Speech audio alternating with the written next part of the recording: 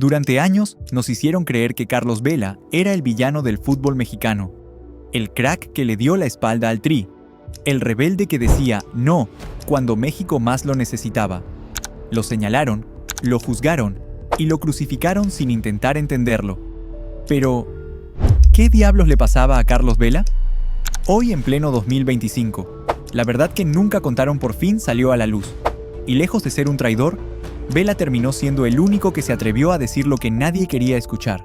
Y en este video lo vas a descubrir todo. Corre el año 2005. El fútbol mexicano recibe a un nuevo talento. Carlos Vela, un chico de apenas 16 años que sin saberlo estaba a punto de protagonizar uno de los debuts más recordados de la selección sub-17, Mundial de Perú 2005, una competencia donde México llegaba con todo.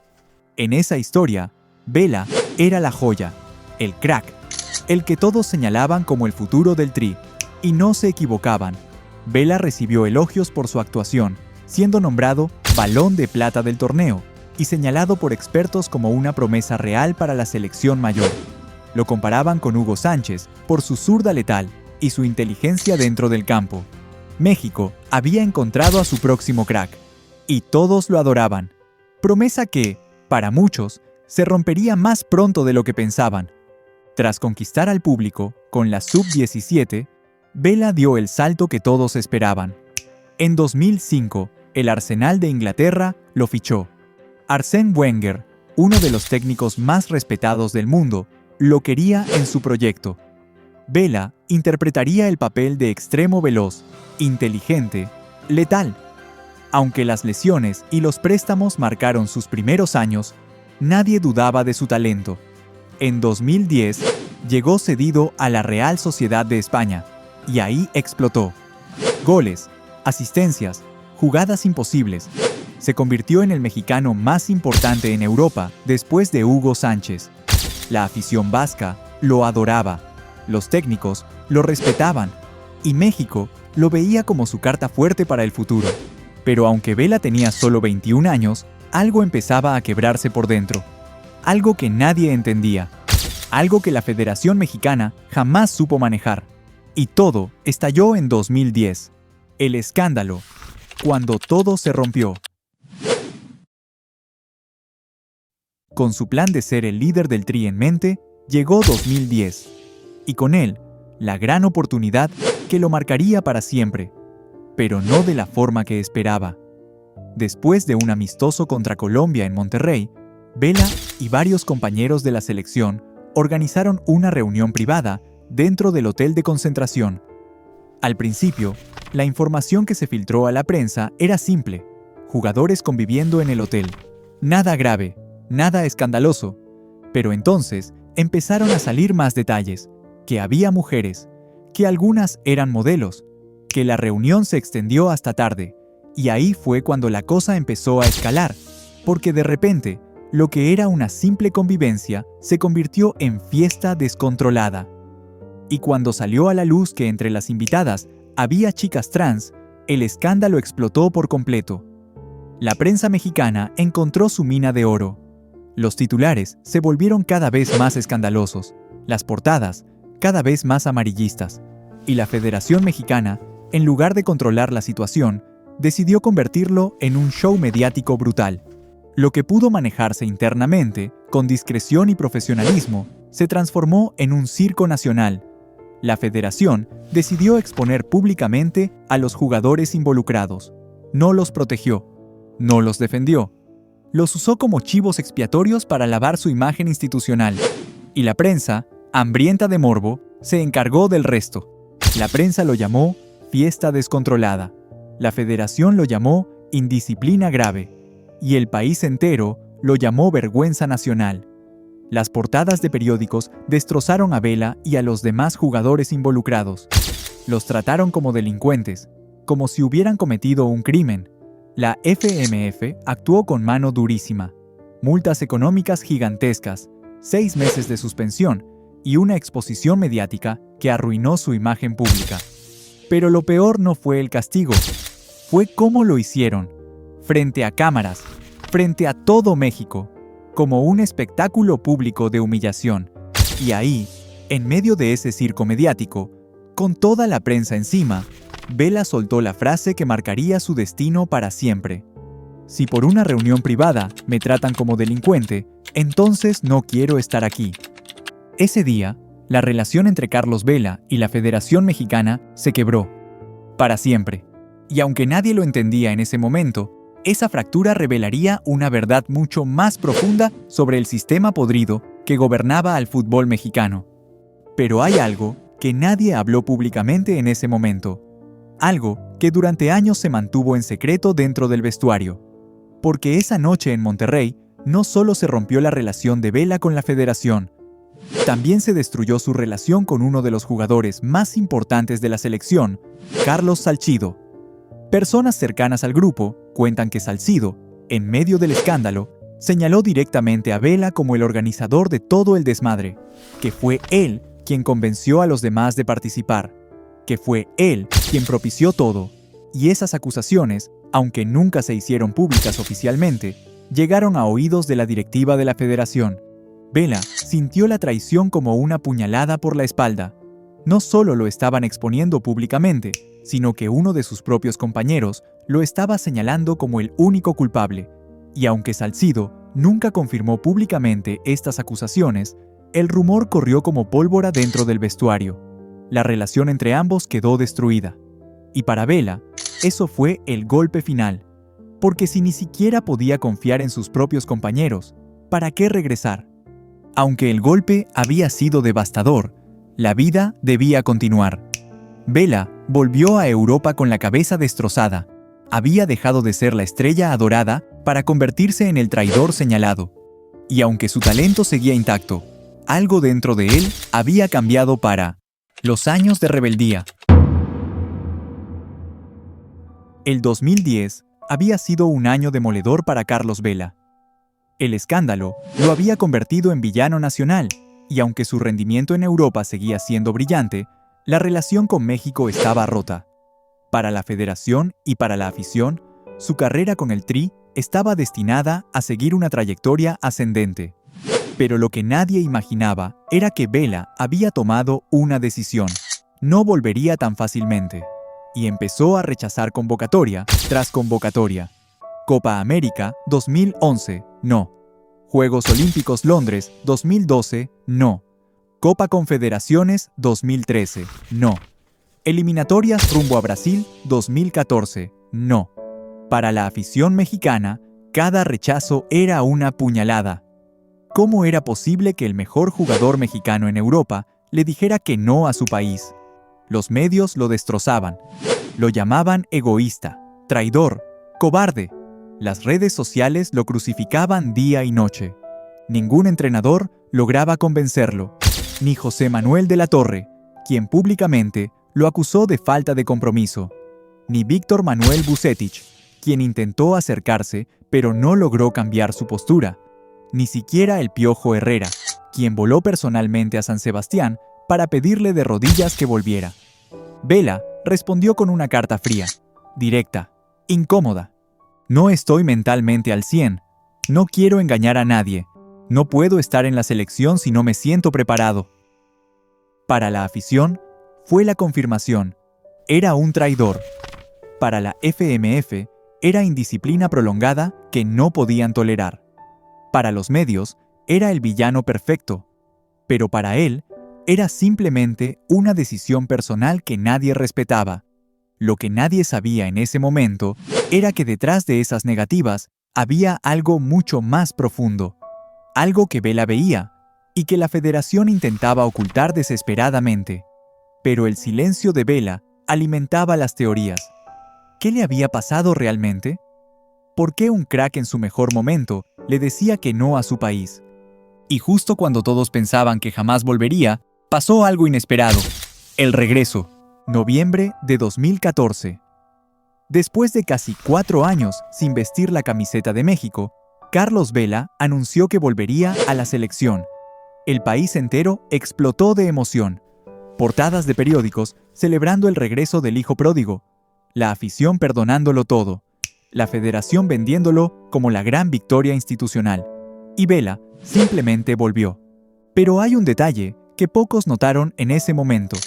Un detalle que, coincidencia o no, marcó el timing perfecto para su regreso, porque en 2014, después de 16 años defendiendo la camiseta de México, Carlos Salcido anunció su retiro de la selección nacional. El mismo Salcido que, según rumores del vestuario, lo había señalado como culpable del escándalo de 2010. El mismo que supuestamente había roto la confianza dentro del grupo. Y justo cuando Salcido se va, Vela decide volver. ¿Coincidencia? Tal vez. ¿Estrategia calculada para evitar conflictos internos? Posiblemente. Lo cierto es que Vela nunca habló públicamente de Salcido, ni Salcido habló de Vela. Pero la cronología de los hechos es demasiado perfecta para ignorarla. Y aunque nadie puede confirmar si fue un factor determinante, muchos dentro del ambiente futbolístico creen que Vela esperó pacientemente a que Salcido saliera del camino antes de regresar. Porque si algo había quedado claro, después de 2010, era que Vela no volvería a jugar en un ambiente donde no confiaba en sus compañeros. Su reaparición fue contra Países Bajos en Ámsterdam, y marcó 2 goles, 2 golazos que recordaron a todo México por qué era tan especial. Parecía que todo se había resuelto, que la herida había sanado, que Vela finalmente había entendido su responsabilidad con el país, pero nada de eso era real. Vela jugó Copa Oro 2015, eliminatorias, amistosos. Llegó al Mundial de Rusia 2018 como una de las piezas clave. Marcó goles, dio asistencias, rindió cuando se lo pedían. En papel, todo funcionaba. México tenía a su crack de vuelta y todo pintaba perfecto para el futuro. Pero por dentro, algo seguía roto. Los compañeros notaban su distancia. No era el líder que alzaba la voz en el vestuario. No era el que abrazaba la causa con pasión. Era simplemente un profesional cumpliendo con su trabajo. Y eso, para una selección que vendía patriotismo y entrega, no era suficiente. La federación creía que estaba cumpliendo, pero Vela solo estaba aguantando. Porque la realidad es que nunca perdonó lo que le hicieron en 2010. Nunca olvidó cómo lo expusieron, cómo lo humillaron, cómo convirtieron su vida privada en un show mediático. Y en 2016, cuando México lo convocó para la Copa América Centenario, una de las competencias más importantes del continente, Vela dijo otra vez no. Motivos personales. Fue todo lo que dijo. La FMF entendió el mensaje. No se podía contar con él para procesos largos. Vela solo venía cuando él quería. Y eso, para una institución acostumbrada a controlar todo, era inaceptable. Pero lo que nadie sabía es que detrás de esos motivos personales había una verdad que la Federación intentaba ocultar con todas sus fuerzas. Una verdad incómoda. Una verdad que, de salir a la luz, expondría todo el sistema corrupto que manejaba al fútbol mexicano. Llegó el Mundial de Rusia 2018. Vela estaba ahí. Fue titular contra Alemania, Corea del Sur y Suecia. Marcó un gol contra los coreanos. Jugó bien. Cumplió. México avanzó como primero de grupo y la afición lo celebraba. Todo parecía estar en orden. Vela había vuelto. Estaba rindiendo. Y el futuro parecía prometedor. Pero al terminar el torneo, después de la eliminación contra Brasil, Vela jamás regresó a una convocatoria. No renunció oficialmente. No dio conferencia de prensa. No hizo despedida emotiva. No lloró frente a cámaras. Simplemente se fue. Así como vivió toda su carrera con el Tri, en silencio. La Federación no volvió a insistir. Sabían que no lo convencerían nunca más. Y aunque muchos esperaban que algún día explicara sus razones, Vela mantuvo el silencio durante años.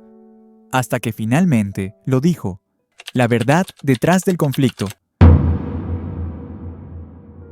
Todos hablaban de indisciplina, de falta de compromiso, de ego desmedido, pero nadie hablaba de lo que realmente estaba pasando detrás de las cortinas. Porque lo que Carlos Vela vivió dentro de la selección mexicana no fue un simple desacuerdo futbolístico. Fue un conflicto sistemático con una institución podrida hasta los huesos. En 2011, José Manuel Chepo de la Torre, era el técnico de la selección y decidió exponer públicamente a Vela, declarando en conferencia de prensa que el jugador tenía falta de compromiso y que no quería estar con México. Vela sintió que lo apuñalaron por la espalda, porque lo que Chepo no dijo es que Vela sí había querido volver, pero bajo condiciones claras, respeto a su privacidad, trato profesional y que no lo usaran como producto mediático. La federación se negó, y Chepo, en lugar de protegerlo, lo expuso ante todo el país. Ahí se rompió la confianza con el cuerpo técnico, para siempre. Pero el problema no era solo con los técnicos.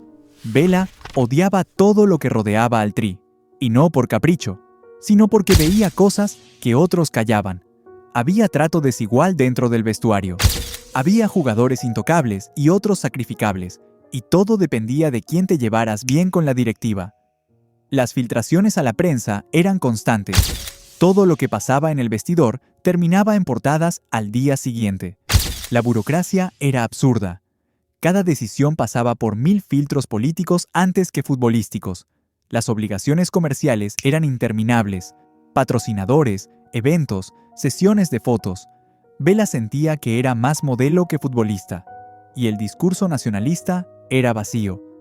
Le pedían morir por la camiseta, mientras la federación hacía negocios millonarios a sus espaldas. Un amigo cercano de Vela reveló años después que Vela no quería ser parte del circo, que veía cómo la federación usaba a los jugadores como productos y que él se negó a ser uno más.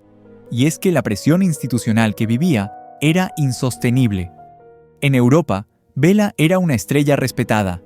Arsène Wenger lo elogiaba. La afición de la Real Sociedad lo adoraba. Podía caminar tranquilo por San Sebastián sin que nadie lo molestara. Pero en México sentía que lo asfixiaban. Patrocinadores querían que posara con sus productos. La federación le exigía que asistiera a eventos corporativos. Los medios lo perseguían hasta su casa. La afición lo insultaba si no sonreía en una foto. En Europa era futbolista. En México era producto. Y Vela simplemente no quería vivir así. La confesión que callaba una verdad más profunda. Años después, ya jugando en Los Ángeles FC de la MLS, lejos de toda la presión mexicana, la prensa no lo dejaba en paz. Periodistas mexicanos volaban a Los Ángeles constantemente para buscar la declaración bomba. Querían que admitiera su error, que pidiera perdón, que dijera que se arrepentía de haberle dicho que no a México. Las entrevistas se volvieron un pinche acoso. Las preguntas, cada vez más agresivas.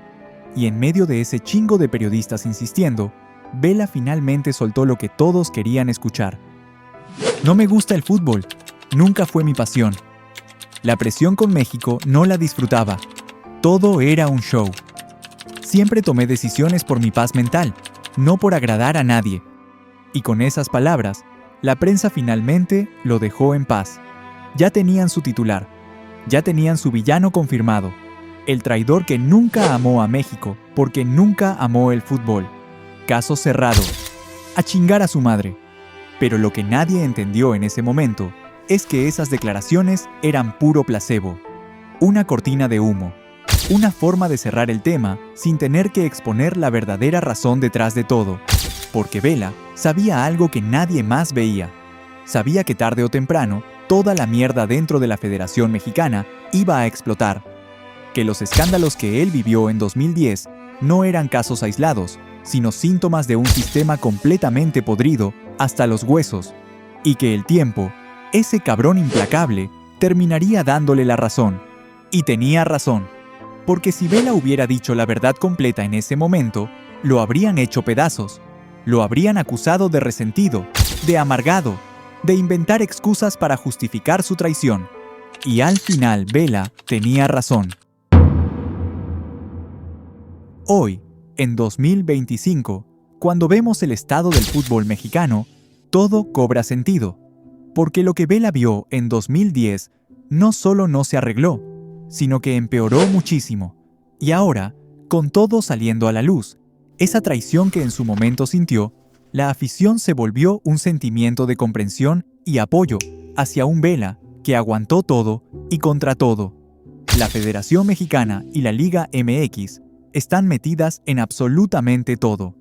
Y lo peor es que ya no lo ocultan. Los jóvenes con talento que deberían estar saltando a Europa para crecer y madurar futbolísticamente están siendo bloqueados. ¿Por qué? Porque a la Liga MX le conviene mantenerlos con sueldos altísimos que los adormecen. Les pagan tanto que ya no tienen hambre de triunfar. Ya no tienen necesidad de irse a Europa a sufrir, a pelear un lugar, a crecer de verdad. Se quedan cómodos, cobrando millonadas, jugando en un fútbol que cada vez es menos competitivo. Y cuando finalmente intentan dar el salto, ya es demasiado tarde. Ya perdieron su momento. Ya no tienen el hambre. Ya no tienen el nivel.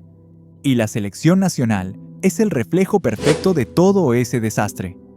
En los últimos años, México ha tenido que naturalizar futbolistas extranjeros para cubrir posiciones donde siempre tuvo jugadores de nivel.